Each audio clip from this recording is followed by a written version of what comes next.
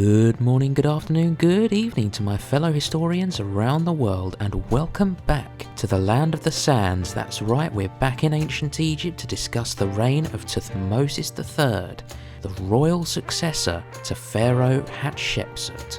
So, to pick up where we left off, it's now 1458 BC in the land of Egypt, the year of Pharaoh Hatshepsut's supposed death, because around this time Hatshepsut appears to disappear from the historical records.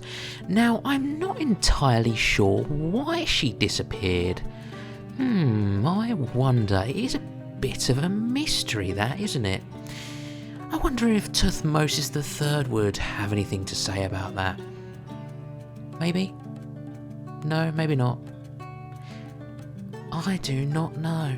So, to make a long story short, in his early years of life, Tuthmosis III began to show signs of great ambition and want of power at court in Thebes. Now, the problem with that is that after the death of Tuthmosis II, Hatshepsut had stepped in to rule Egypt in Tuthmosis III's stead. And as we'll see throughout history, when somebody gains power, it's quite rare that they want to give it up again. Power and authority, believe me, are one hell of a drug. Just as much as tea and spices.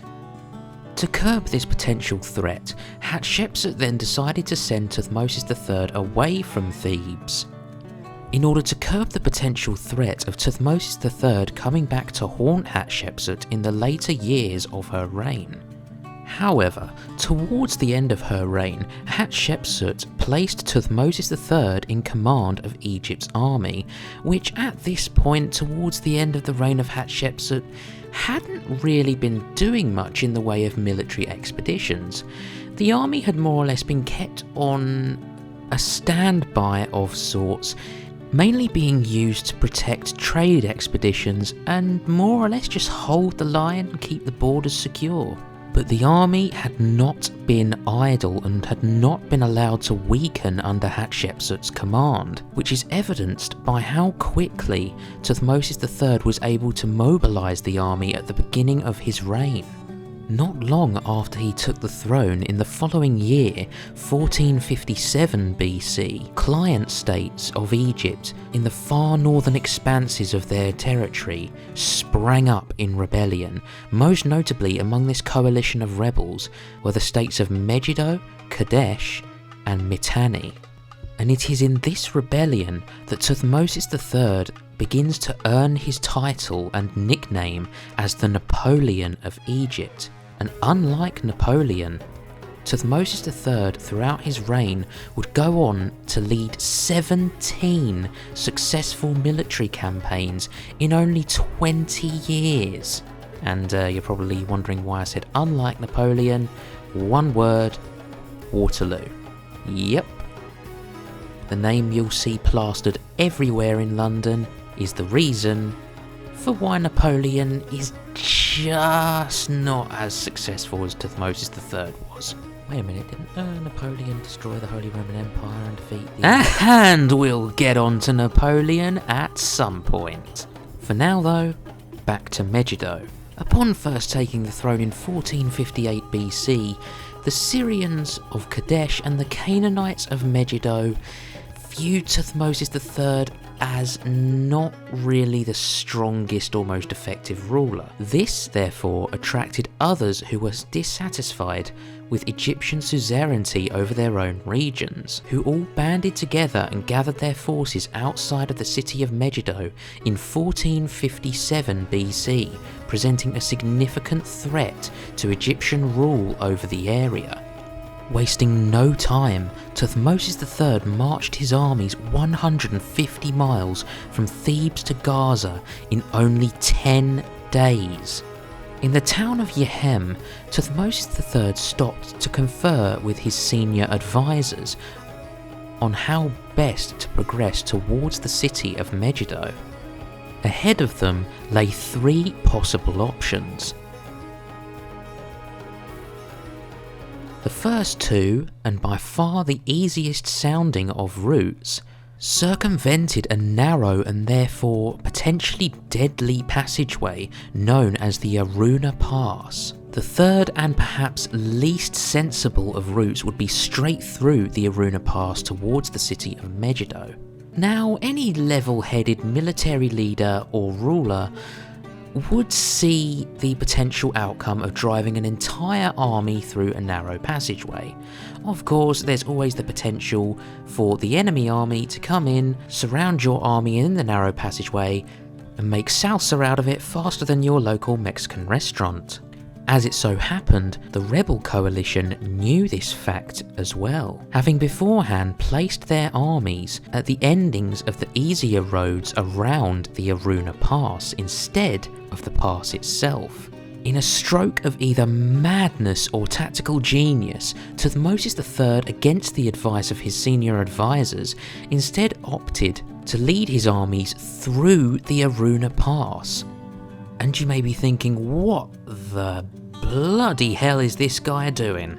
But fear not, my friends, for in an unbelievable stroke of either luck or foresight, Tuthmosis III and his military force met no army as they were crossing through the Aruna Pass and out the other side.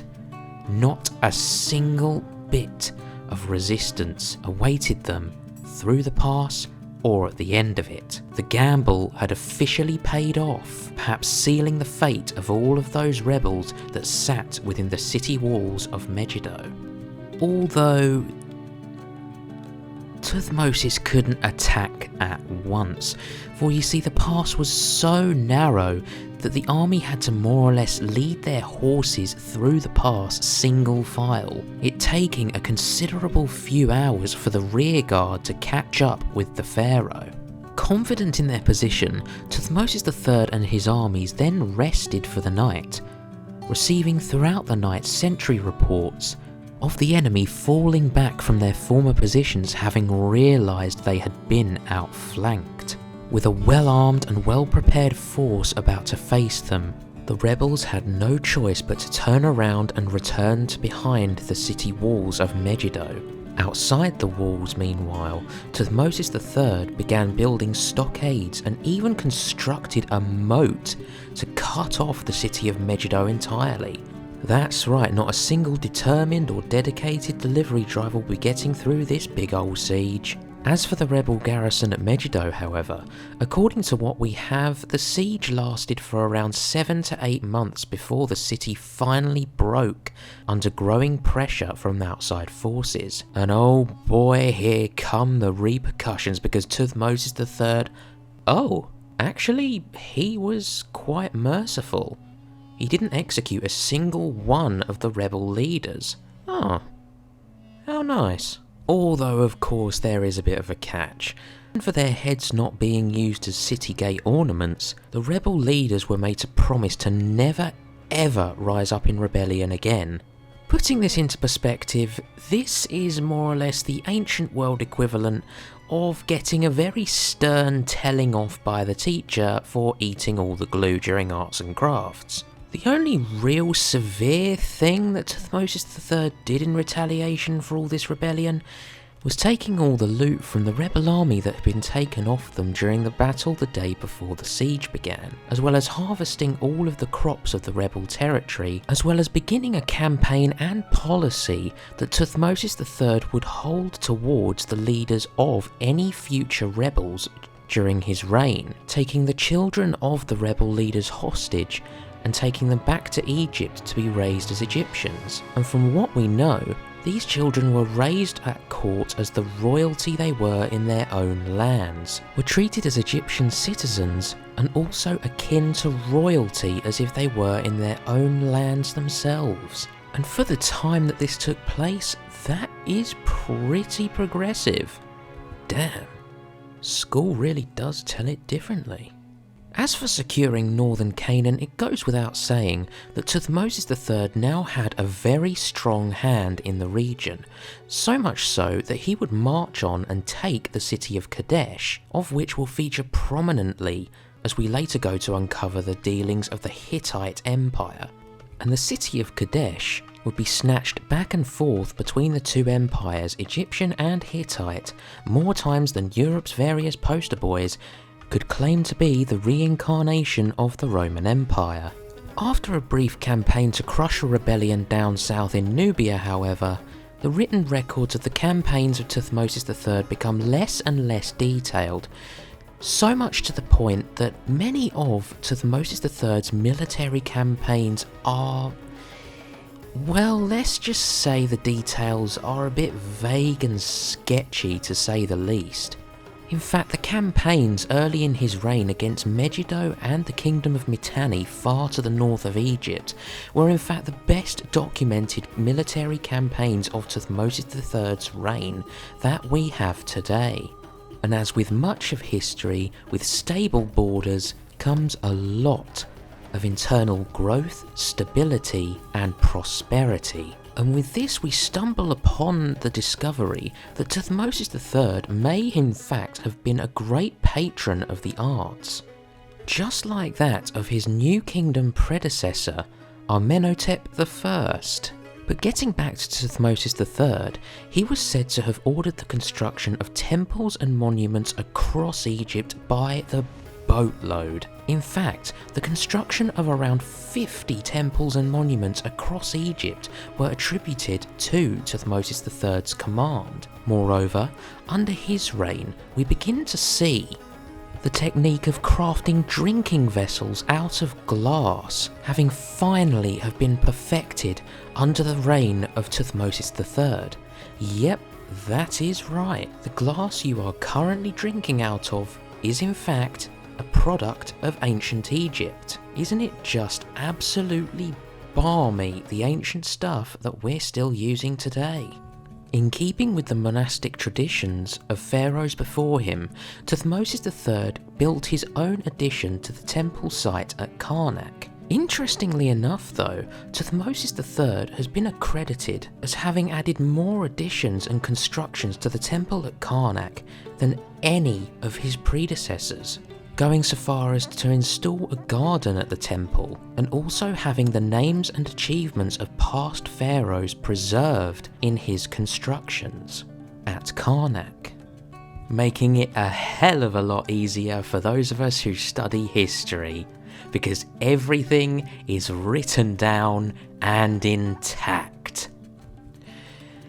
I think we can all breathe a massive sigh of relief that Tuthmosis III is just one of the best pharaohs ever. I mean, being nice to your enemies and then making sure everything is written down. I mean, come on, he is just one swell guy. I mean, surely this pharaoh can do no wrong. I'm sorry, what? Oh, come on. Really? He was this close to being the perfect pharaoh. Alright, I suppose if I must tell the whole story. Yeah, as far as preserving the achievements of past pharaohs, Tuthmosis III was purposefully unsuccessful, shall we say, with preserving one pharaoh's achievements. His immediate predecessor, Pharaoh Hatshepsut, the first female pharaoh of Egypt, had her monuments defaced and her records wiped under the reign of Tuthmosis III. Whether this was out of spite for taking the throne before him, or just in keeping with the age-old tradition of going back and editing and or destroying your predecessor's records of glory, we're not sure, but towards the end of his reign, Tuthmosis III did attempt to wipe Hatshepsut from the history books. As you can already tell, in this he was unsuccessful, and the recent rediscovery of Hatshepsut actually goes to Tuthmosis III more or less being, in fact, a bit demonised for attempting to wipe Hatshepsut's achievements from the record books. And I'm so sorry, Tuthmosis, but yeah, I'm not really the biggest fan of people who like to smash or deface historical stuff, so get in the bin. Despite this little hiccup, however, We can't deny that Tuthmosis III was perhaps one of the most successful pharaohs of the New Kingdom, having expanded Egypt's borders further than any of his predecessors, Old, Middle or New Kingdoms. Egypt's borders now stretched from the Euphrates River far in the north of Egypt, in Mesopotamia as far south as the 5th Nile Cataphract. The Egyptian Empire at this point in history was bloody massive, and his achievements both externally and internally, with the amount of prosperity Egypt currently had under his guidance, cannot be denied or understated. I mean, yes, he did deface and destroy and try to erase Hatshepsut from the history books, but despite that, Tuthmosis III was perhaps the ultimate pro-pharaoh up until this point in Egypt's history. By the time of Tuthmosis III's death, circa 1425 BC, Egypt was now a prosperous powerhouse and a dominant player on the stage of the Bronze Age world, able to contend with the likes of the Hittite Empire, the Mycenaean Greeks, and even the might of Babylon in Mesopotamia. So there you have it, the reign and adventures of perhaps the greatest pharaoh we have yet uncovered in ancient Egypt's time. Next time we'll continue with one of the descendants of Tuthmosis III, being Amenhotep III. So make sure you're subscribed if you want to keep up to date with the latest content concerning ancient Egypt, as we delve further down the line towards Egypt's greatest days yet. I'm Lewis of the Grand Portfolio, and thank you for watching.